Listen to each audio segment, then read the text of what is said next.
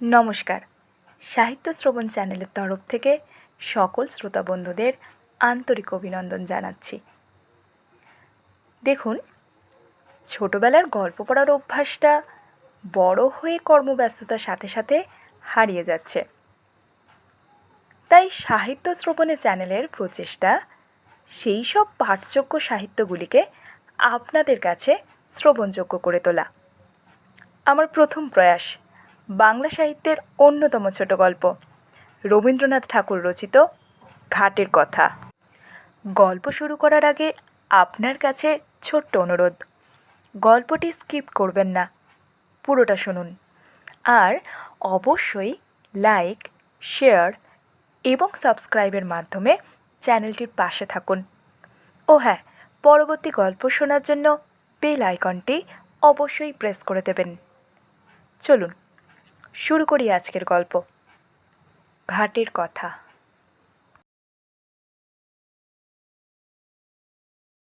পাষাণে ঘটনা যদি অঙ্কিত হইত, তবে কত দিনকার কত কথা আমার সোপানে সোপানে পাঠ করিতে পারিতে।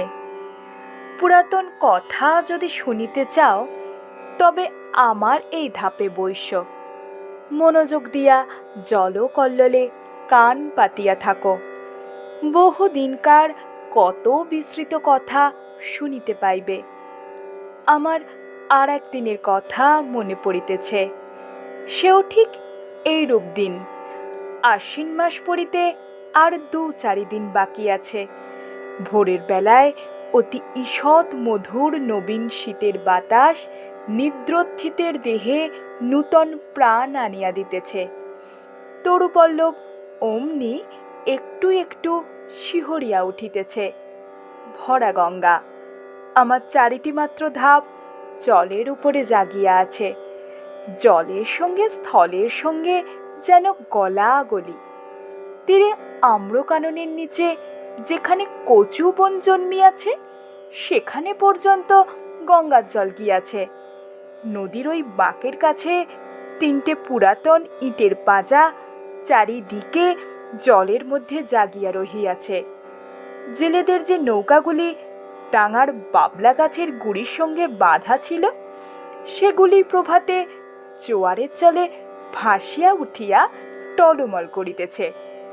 দুরন্ত যৌবন জোয়ারের জল রঙ্গ করিয়া তাহাদের 2 পাশে ছল ছল আঘাত করিতেছে। তাহাদের কর্ণ ধরিয়া মধুর পরিহাসে নাড়া দিয়া যাইতেছে। ভরা গঙ্গার উপরে শরৎ প্রভাতের যে রৌদ্র পড়িয়াছে, তাহার কাঁচা সোনার মতো রং, চাপা ফুলের মতো রং। রৌদ্রের এমন রং আর কোনো সময় দেখা যায় না। চড়ার উপরে কাশবনের উপরে রৌদ্র পড়িয়াছে।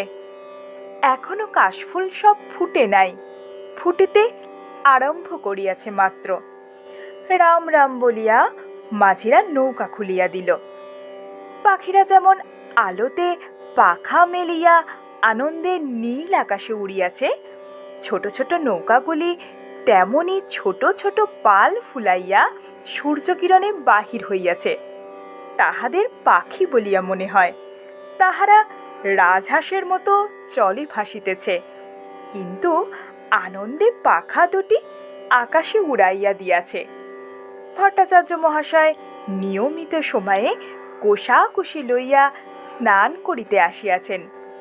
মেয়েরা 2-1 করিয়া জল লইতে আসিয়াছে। সে বড় বেশি দিনের কথা নহে, তোমাদের অনেক দিন বলিয়া মনে হইতে পারে, কিন্তু আমার মনে হইতেছে এই সেদিনের কথা। আমার দিনগুলো কিনা গঙ্গা স্রোতের উপর খেলাইতে খেলাইতে ভাসিয়া যায়।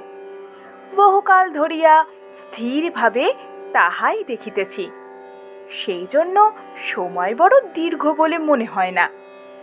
আমার দিনের আলো রাত্রের ছায়া প্রতিদিন গঙ্গার উপর পড়ে, আবার প্রতিদিন গঙ্গার উপর হইতে মুছিয়া যায়। কোথাও তাহাদের ছবি রাখিয়া যায় না। সেই জন্যে যদিও আমাকে বৃদ্ধের মতো দেখিতে হইয়াছে, আমার হৃদয় চিরকাল নবীন, বহু বৎসরের ছিন্ন শৈবাল ভারে আচ্ছন্ন হইয়া আমার সূর্যকিরণ মারা পড়ে নাই। দৈবাত একটা ছিন্ন শৈবাল আসিয়া গায়ে লাগিয়া থাকে, আবার স্রোতে ভাসিয়া যায়। তাই বলিয়া যে কিছু নাই এমন বলিতে পারি না। যেখানে গঙ্গার স্রোত পৌঁছায় না, সেখানে আমার ছিদ্রে ছিদ্রে যে লতা গুল্ম শৈবাল জন্মিয়াছে, তাহারাই আমার পুরাতনের সাক্ষী। তাহারাই পুরাতন কালকে স্নেহ পাশে বাঁধিয়া চিরকাল শ্যামল মধুর, চিরকাল নূতন করিয়া রাখিয়াছে।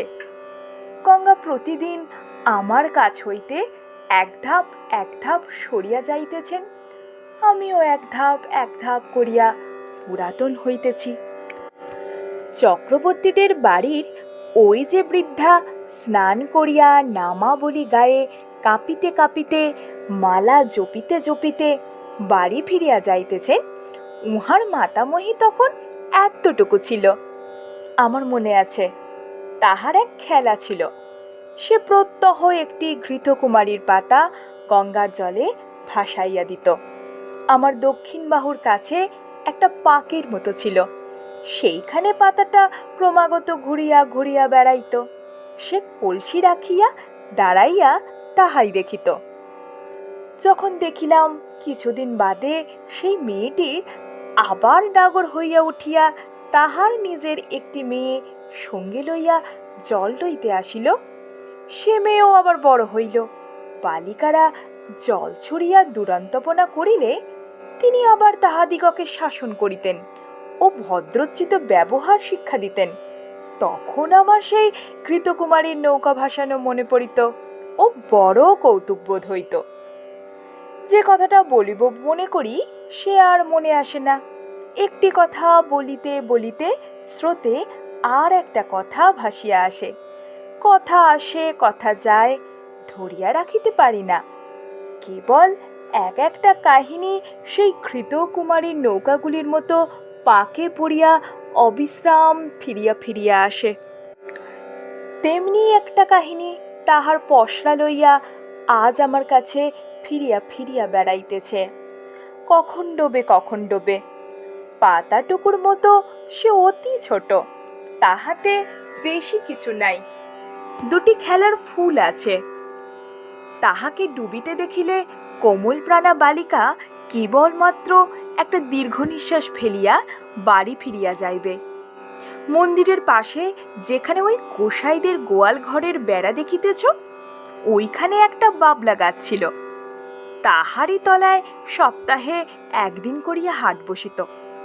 তখনও গোসাইরা এখানে বসতি করে নাই। যেখানে তাহাদের চণ্ডীমণ্ডপ পড়িয়াছে, ওইখানে একটা গোলপাতার ছাউনি ছিল মাত্র। এই যে অশ্বত্থ গাছ, আজ আমার পঞ্জরে পঞ্জরে বাহু প্রসারণ করিয়া সুবিকট সুদীর্ঘ কঠিন অঙ্গুলি জালের ন্যায় শিকড়গুলির দ্বারা আমার বিদীর্ণ পাষাণ প্রাণ মুঠো করিয়া রাখিয়াছে, এ তখন এতটুকু একটুখানি চারা ছিল মাত্র। কচি কচি পাতাগুলি লইয়া মাথা তুলিয়া উঠিতেছিল। রৌদ্র উঠিলে ইহার পাতার ছায়াগুলি আমার ওপর সমস্ত দিন ধরিয়া খেলা করিত। ইহার নবীন শিকড়গুলি শিশুর অঙ্গুলির ন্যায় আমার বুকের কাছে কিলবিল করিত। কেহ ইহার একটা পাতা ছিঁড়িলে আমার ব্যথা বাজিত। যদিও বয়স অনেক হইয়াছিল, তবু তখনও আমি সিধা ছিলাম। আজ যেমন মেরুদণ্ড ভাঙিয়া অষ্টবক্রের মতো ভাঙিয়া চুরিয়া গিয়াছি, গভীর ত্রিবলী রেখার মতো সহস্র জায়গায় ফাটল ধরিয়াছে। আমার গর্ভের মধ্যে বিশ্বের ভেক তাহার শীতকালের সুদীর্ঘ নিদ্রার আয়োজন করিতেছে। তখন আমার সে দশা ছিল না। কেবল আমার বাম বাহুর বাহিরের দিকে দুখানি ইটের অভাব ছিল। সেই গর্তের মধ্যে একটা ফিঙে বাস করিয়াছিল। ভোরের বেলায় যখন সে উসু খুসু করিয়া জাগিয়া উঠিত, ময়ূরপুচ্ছের ন্যায় তাহার জোড়া পুচ্ছ দুই চারিবার দ্রুত নাচাইয়া শীষ দিয়া আকাশে উড়িয়াইয়া যাইত, তখন জানিতাম কুসুমের ঘাটে আসিবার সময় হইয়াছে। যে মেয়েটির কথা বলিতেছি, ঘাটের অন্যান্য মেয়েরা তাহাকে কুসুম বলিয়াই ডাকে, বোধ করি কুসুমই তাহার নাম হইবে।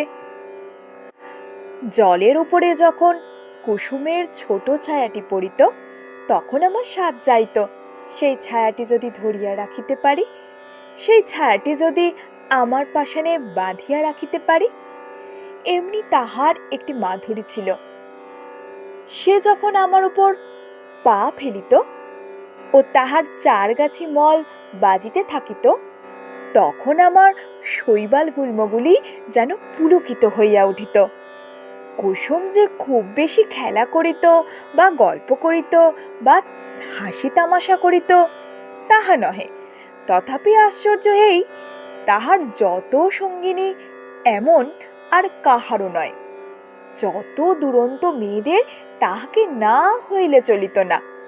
কেহ তাহাকে বলিত কুশি, কেহ তাহাকে বলিত খুশি, কেহ তাহাকে বলিত রাক্ষসী, তাহার মা তাহাকে বলিত কুসমি।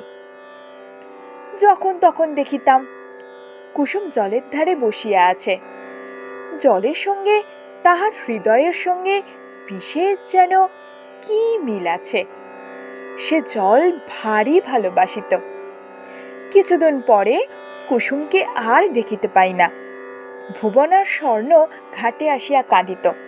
শুনিলাম তাহাদের কুশি খুশি রাক্ষসীকে শ্বশুর বাড়ি লইয়া গিয়াছে। শুনিলাম যেখানে তাকে লইয়া গেছে সেখানে নাকি গঙ্গা নাই।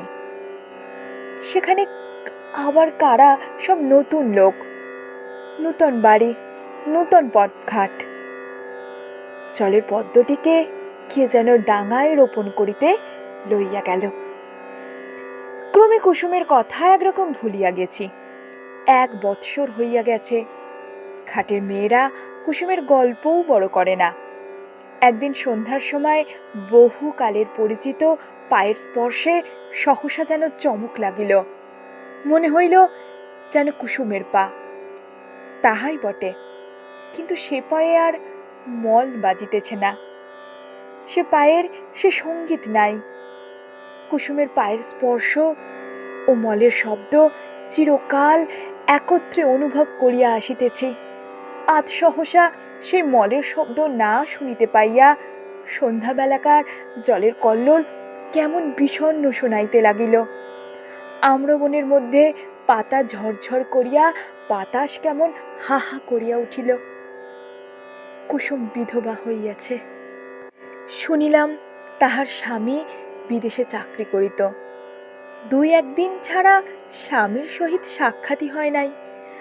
পত্রযোগে বৈধব্যের সংবাদ পাইয়া 8 বৎসর বয়সে মাথার সিঁদুর মুছিয়া গায়ের গহনা ফেলিয়া আবার তাহার দেশে সেই গঙ্গার ধারে ফিরিয়া আসিয়াছে।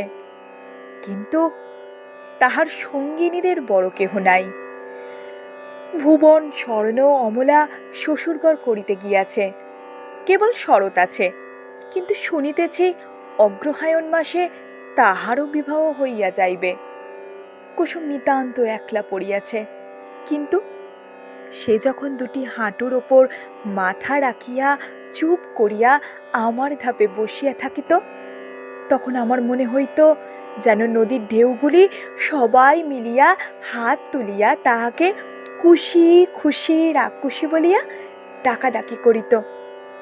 বর্ষার আরম্ভে গঙ্গা যেমন প্রতিদিন দেখিতে দেখিতে ভরিয়া ওঠে, কুসুম তেমনি দেখিতে দেখিতে প্রতিদিন সৌন্দর্যে যৌবনে ভরিয়া উঠিতে লাগিল।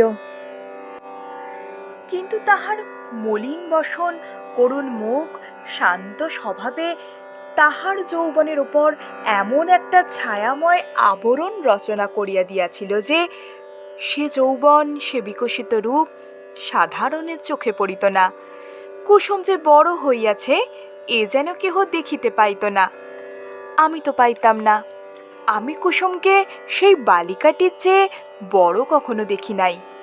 তাহার মল ছিল না বটে, কিন্তু সে যখন চলিত আমি সেই মলের শব্দ শুনিতে পাইতাম। এমনি করিয়া 10 বৎসর তখন কাটিয়া গেল। গায়ের লোকেরা কেহ যেন জানিতেই পারিল না। এই আজ যেমন দেখিতেছ, সে বৎসরও ভাদ্র মাসের শেষাশেষি এমন একদিন আসিয়াছিল। তোমাদের পিতামহীরা সেদিন সকালে উঠিয়া এমনিতর মধুর সূর্যের আলো দেখিতে পাইয়াছিলেন। তাহারা যখন এতখানি ঘোমটা টানিয়া কলসি তুলিয়া লইয়া আমার উপরে প্রভাতের আলো আরও আলোময় করিবার জন্য গাছপালার মধ্যে দিয়া গ্রামের উঁচু নিচু রাস্তার ভিতর দিয়া গল্প করিতে করিতে চলিয়া আসিতেন, তখন তোমাদের সম্ভাবনাও তাহাদের মনে এক পার্শ্বে উদিত হইত না। তোমরা যেমন ঠিক মনে করিতে পারো না, তোমাদের দিদিমারাও সত্য সত্যই একদিন খেলা করিয়া বেড়াইতেন। আজিকার দিন যেমন সত্য, যেমন জীবন্ত, সেদিনও ঠিক তেমনই সত্য ছিল। তোমাদের মতো তরুণ হৃদয়খানি লইয়া সুখে দুঃখে তাহারা তোমাদের মতো টলমল করিয়া দুলিয়াছেন। তেমনি আজিকার এই শরতের দিন তাহারা হীন, তাহাদের সুখ দুঃখের স্মৃতি লেশমাত্রহীন। আজিকার এই শরতের সূর্য করজ্জ্বল আনন্দ ছবি তাহাদের কল্পনার নিকটেও তদাপেক্ষা অগোচর ছিল। সেদিন ভোর হইতে প্রথম উত্তরের বাতাস অল্প অল্প করিয়া বহিতে আরম্ভ করিয়া ফুটন্ত বাবলা ফুলগুলি আমার উপরে এক আধটা উড়াইয়া ফেলিতেছিল। আমার পাষাণের উপরে একটু একটু শিশিরের রেখা পড়িয়াছিল। সেদিনও সকালে কোথা হইতে গৌরতনু সৌম্য মুখোজ্জ্বল দীর্ঘকায় এক নবীন সন্ন্যাসী আসিয়া আমার সম্মুখস্থ ওই শিব মন্দিরে আশ্রয় লইলেন। সন্ন্যাসীর আগমন বার্তা গ্রামের রাষ্ট্র হইয়া পড়িল। মেয়েরা কলসি লইয়া বাবা ঠাকুরকে প্রণাম করিবার জন্য মন্দিরে গিয়া ভিড় করিল। ভিড় প্রতিদিন বাড়িতে লাগিল। একে সন্ন্যাসী, তাহাতে অনুপম রূপ, তাহাতে তিনি কাহাকেও অবহেলা করিতেন না। ছেলেদের কোলে লইয়া বসাইতেন, জননী দিগকে ঘরকন্যার কথা জিজ্ঞাসা করিতেন। নারী সমাজে অল্পকালের মধ্যেই তাহার অত্যন্ত প্রতিপত্তি হইল। তাহার কাছে পুরুষরাও বিস্তর আসিত। কোনোদিন ভাগবত পাঠ করিতেন, কোনোদিন ভগবত গীতার ব্যাখ্যা করিতেন, কোনোদিন মন্দিরে বসিয়া নানা শাস্ত্র লইয়া আন্দোলন করিতেন। তাহার নিকটে কেহ উপদেশ লইতে আসিত, কেহ মন্ত্র লইতে আসিত, কেহ রোগের ঔষধ জানিতে আসিত। মেয়েরা ঘাটে আসিয়া বলা বলি করিত, আহা কি রূপ! মনে হয় যেন মহাদেব সশরীরে তাহার মন্দিরে আসিয়া অধিষ্ঠিত হইয়াছেন।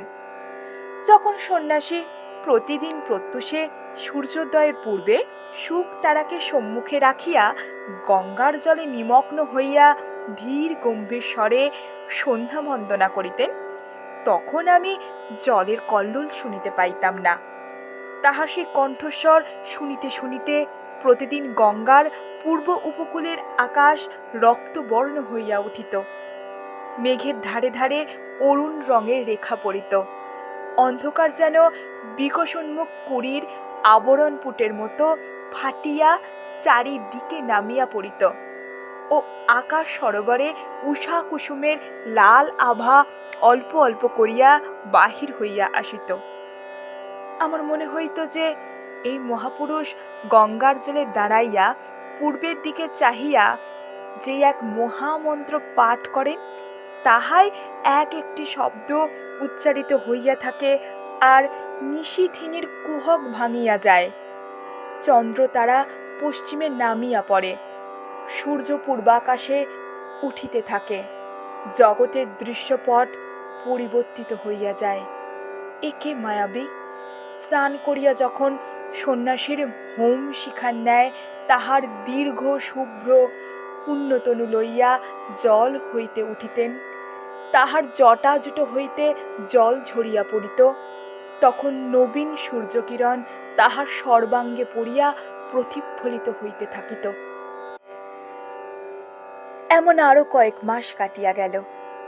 চৈত্র মাসে সূর্যগ্রহণের সময় বিস্তর লোক গঙ্গা স্নানে আসিল। বাবলাতলায় মস্ত হাট বসিল। সেই উপলক্ষে সন্ন্যাসীকে দেখিবার জন্য লোক সমাগম হইল। যে গ্রামে কুসুমের শ্বশুরবাড়ি, সেখান হইতেও অনেকগুলি মেয়ে আসিয়াছিল। সকালে আমার ধাপে বসিয়া সন্ন্যাসী জপ করিতেছিলেন। তাহাকে দেখিয়াই সহসা একজন মেয়ে আর একজনকে গা টিপিয়া বলে উঠিল, ওলো, এ যে আমাদের কুসুমের স্বামী। আর একজন আঙুলে দু ঘোমটা কিছু ভাগ করিয়া বলিল, ও মা, তাই তো গা, এ যে আমাদের চাটুজ্জেদের বাড়ির ছোট বাবু। আর একজন ঘোমটা বড় ঘটা করিত না, সে কহিল, আহা, তেমনি কপাল, তেমনি নাক, তেমনি চোখ।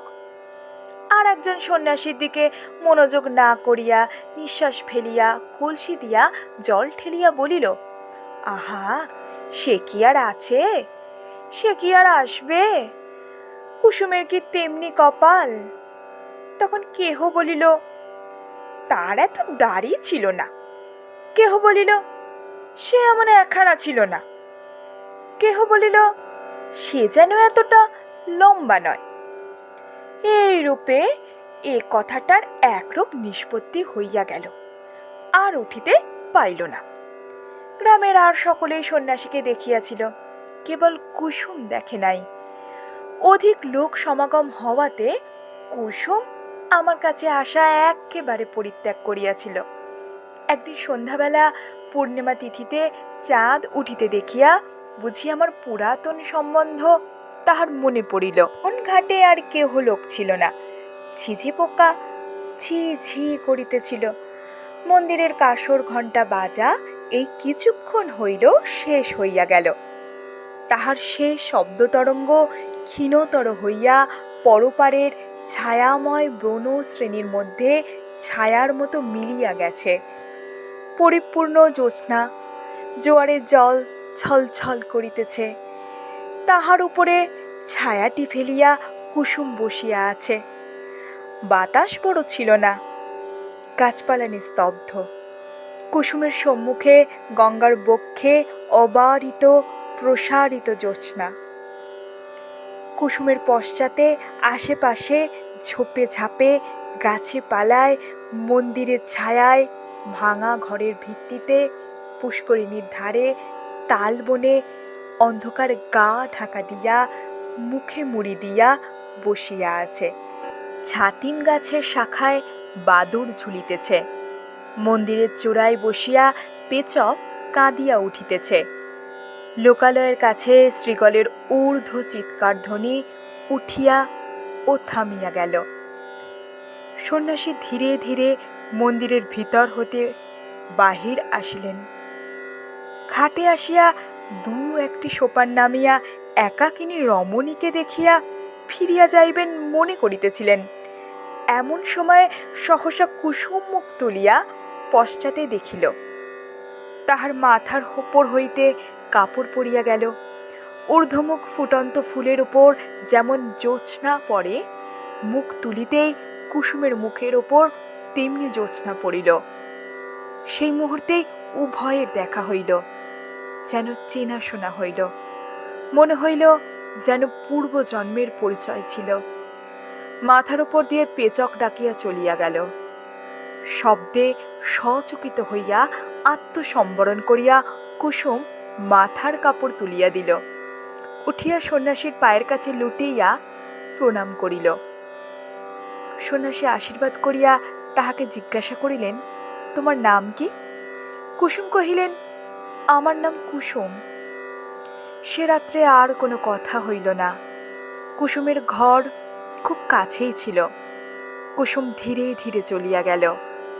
সে রাত্রে সন্ন্যাসীর অনেকক্ষণ পর্যন্ত আমার সোপানে বসিয়াছিলেন। অবশেষে যখন পূর্বের চাঁদ পশ্চিমে আসিল, সন্ন্যাসীর পশ্চাতের ছায়া সম্মুখে আসিয়া পড়িল, তখন তিনি উঠিয়া মন্দিরে গিয়া প্রবেশ করিলেন। তাহার পরদিন হইতে আমি দেখিতাম কুসুম প্রত্যহ আসিয়া সন্ন্যাসীর পদধূলি লইয়া যাইত।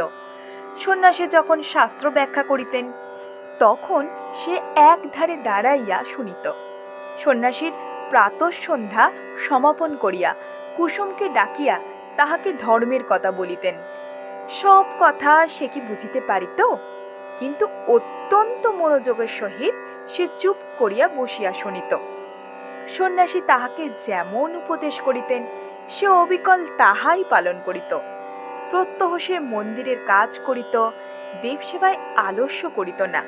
পূজার ফুল তুলিত, গঙ্গা হইতে জল তুলিয়া মন্দির ধৌত করিত। সন্ন্যাসী তাহাকে যে সকল কথা বলিয়া দিতেন আমার সোপানে বসিয়া সে তাহাই ভাবিত। ধীরে ধীরে তাহার যেন দৃষ্টি প্রসারিত হইয়া গেল, হৃদয় উদ্ঘাটিত হইয়া গেল। সে যাহা দেখে নাই তাহা দেখিতে লাগিল, যাহা শোনে নাই তাহা শুনিতে লাগিল। তাহার প্রশান্ত মুখে যে একটি ম্লান ছায়া ছিল তাহা দূর হইয়া গেল। সে তখন ভক্তি ভরে প্রভাতে সন্ন্যাসীর পায়ের কাছে লুটাইয়া পড়িত। তখন তাহাকে দেবতার নিকট উৎসর্গীকৃত শিশির ধৌত পূজার ফুলের মতো দেখাইত। একটি সুবিমল প্রফুল্লতা তাহার সর্বশরীরে আলো করিয়া তুলিত। শীতকালের এই অবসান সময়ে শীতের বাতাস বয়, আবার একদিন সন্ধ্যাবেলায় সহসা দক্ষিণ হইতে বসন্তের বাতাস দিতে থাকে। আকাশে হিমের ভাব একেবারে দূর হইয়া যায়। অনেক দিন পরে গ্রামের মধ্যে বাঁশি বাজিয়া ওঠে, গানের শব্দ শুনিতে পাওয়া যায়। মাঝিরা স্রোতের নৌকা ভাসাইয়া দাঁড় বন্ধ করিয়া শ্যামের গান গাহিতে থাকে। শাখা হইতে শাখান্তরে পাখিরা সহসা পরম উল্লাসে উত্তর প্রত্যুত্তর করিতে আরম্ভ করে। সময় এইরূপ আসিয়াছে। বসন্তের বাতাস লাগিয়া আমার পাষাণ হৃদয়ের মধ্যে অল্প অল্প যেন যৌবনের সঞ্চার হইতেছে।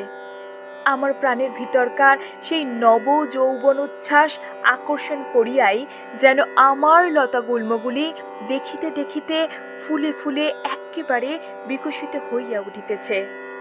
এই সময় কুসুমকে আর দেখিতে পাই না। কিছুদিন হইতে সে আর মন্দিরে আসে নাই, ঘাটেও আসে না। সন্ন্যাসীর কাছে তাহাকে আর দেখা যায় না। ইতিমধ্যে কি হইল আমি কিছুই জানিতে পারি নাই। কিছুকাল পরে একদিন সন্ধ্যাবেলায় আমারই সোপানে সন্ন্যাসীর সহিত কুসুমের সাক্ষাৎ হইল। কুসুম মুখ নত করিয়া কহিল, প্রভু, আমাকে কি ডাকিয়া পাঠাইয়াছেন? হ্যাঁ, তোমাকে দেখিতে পাই নাই কেন? আজকাল দেবসেবায় তোমার এত অবহেলা কেন? কুসুম চুপ করিয়া রহিল। আমার কাছে তোমার মনের কথা প্রকাশ করিয়া বলো। কুসুম ঈষৎ মুখ ফিরাইয়া কহিল, প্রভু, আমি পাপীয়সী, সেজন্যেই এই অবহেলা। সন্ন্যাসী অত্যন্ত স্নেহপূর্ণ স্বরে বলিলেন, কুসুম, তোমার হৃদয়ের অশান্তি উপস্থিত হইয়াছে, আমি তাহা বুঝিতে পারিয়াছি। কুসুম যেন চমকিয়া উঠিল।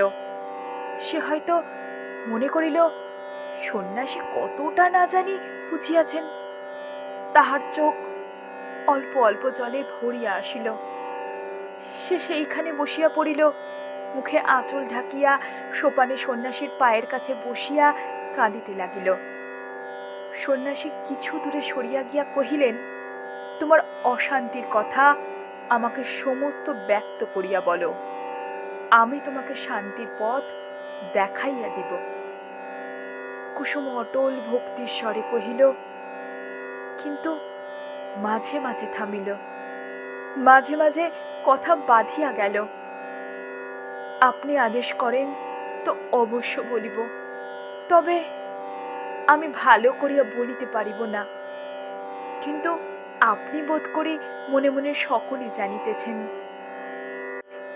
প্রভু, আমি একজনকে দেবতার মতো ভক্তি করিতাম, আমি তাহাকে পূজা করিতাম। সেই আনন্দে আমার হৃদয় পরিপূর্ণ হইয়াছিল। কিন্তু একদিন রাত্রে স্বপ্নে দেখিলাম যেন তিনিই আমার হৃদয়ের স্বামী।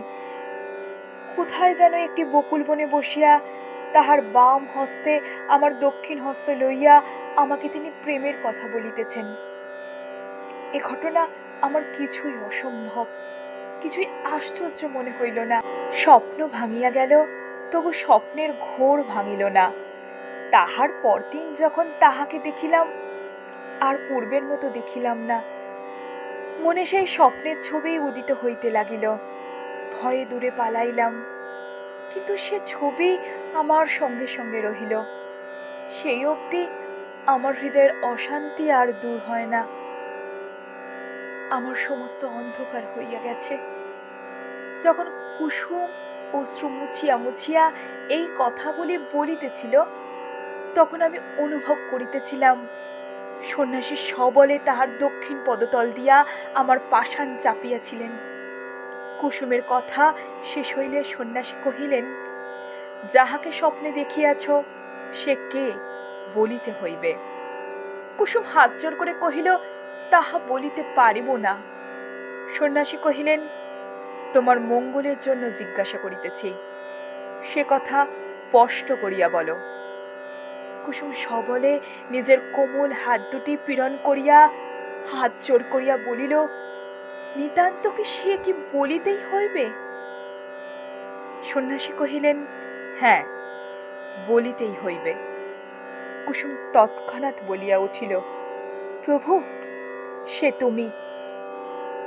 যেমনি তাহার নিজের কথা নিজের কানে গিয়া পৌঁছিল, অমনি সে মূর্ছিত হইয়া আমার কঠিন কোলে পড়িয়া গেল। সন্ন্যাসী প্রস্তরের মূর্তির মতো দাঁড়িয়া রহিলেন। যখন মূর্ছা ভাঙিয়া কুসুম উঠিয়া বসিল, তখন সন্ন্যাসী ধীরে ধীরে কহিলেন, তুমি আমার সকল কথাই পালন করিয়াছ। আর একটি কথা বলিব, পালন করিতে হইবে। আমি আজই এখান হইতে চলিলাম। আমার সঙ্গে তোমার দেখা না হয়, আমাকে তোমায় ভুলিতে হইবে। বলো, এই সাধনা করিবে? কুসুম উঠিয়া দাঁড়াইয়া সন্ন্যাসীর মুখের পানে চাহিয়া ধীর স্বরে কহিল, প্রভু, তাহাই হইবে। সন্ন্যাসী কহিলেন, তবে আমি চলিলাম। কুসুম আর কিছু না বলিয়া তাহাকে প্রণাম করিল। তাহার পায়ের ধুলা মাথায় তুলিয়া লইল। সন্ন্যাসী চলিয়া গেলেন। কুসুম কহিল, তিনি আদেশ করিয়া গিয়াছেন, তাহাকে ভুলিতে হইবে বলিয়া ধীরে ধীরে গঙ্গার জলে নামিল। এতটুকু বেলা হইতে সে এই জলের ধারে কাটাইয়াছে। শ্রান্তির সময় এ জল যদি হাত বাড়াইয়া তাহাকে কোলে লইয়া না লইবে, তবে আর কে লইবে? চাঁদ অস্ত গেল, রাত্রে ঘোর অন্ধকার হইল। জলের শব্দ শুনিতে পাইলাম, আর কিছু বুঝিতে পারিলাম না। অন্ধকারে বাতাস হু হু করিতে লাগিল। পাছে তিলমাত্র কিছু দেখা যায় বলিয়া সে যেন ফু দিয়া আকাশের তারাগুলিকে নিবাইয়া দিতে চায়। আমার কোলে যে খেলা করিত, সে আজ তাহার খেলা সমাপন করিয়া আমার কোল হইতে কোথায় সরিয়া গেল জানিতে পারিলাম না।